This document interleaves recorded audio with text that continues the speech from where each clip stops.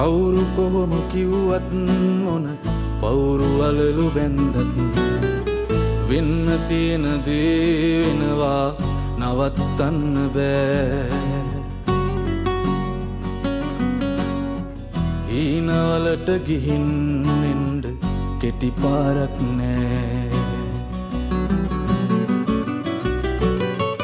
පාට ඇති පදන් තවරපු චාටු බස් නිසා රැවටුණු ජීවිතේ ඉතින් ආයේ වරද්දන්න බෑ වනාත වනා බොරුවට සිනාසෙන එවුන් වෙනුවෙන් ඇහි කොනකවත් එලන්ඩ කිඹුල් කඳුළු නෑ පාට කුරුල්ලෝ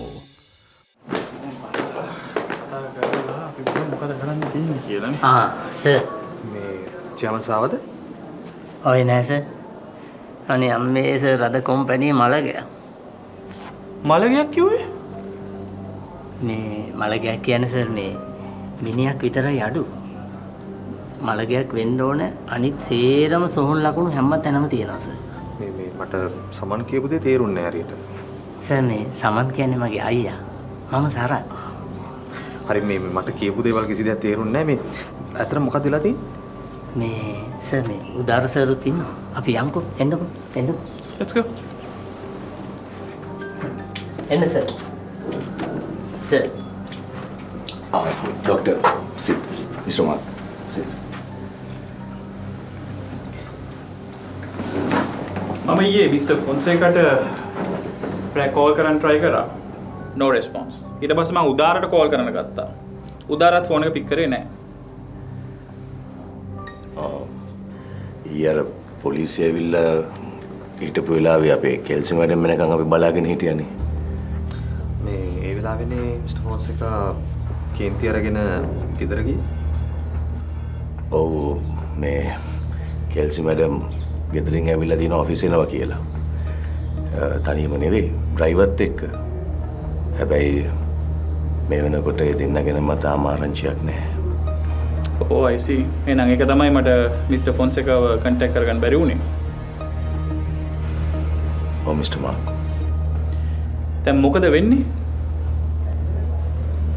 අනේ අපොච්චේ හොඳ දෙයක් නම් ඔලුවට එන්නේ නැහැ සර් ආයෙත් ගිනි බෝලයක් කියලා තමයි මගේ නූගත් ටිකිරි මොලේට හිතෙන්නේ අම්මා මේ දැන් එතකොට ඒගොල්ලෝ කොහෙද? මේ වෙද්දි මං හිතන්නේ ගෙදර ඉන්නේ. ඒත් ඉතින් දන්නේ නැද්ද කලබල. ඒක උඩ ප්‍රශ්න දෙකක් නේ. හරි. අපි එන ගේ පැත්තට යන්න.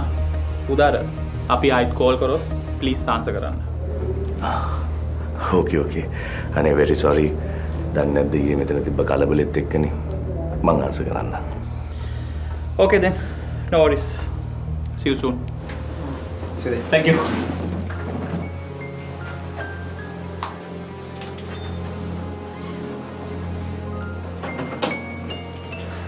දර්ශ මේ මොකක්ද කෝට් සර් කිව්ව හොරි කතාව? සරි සර්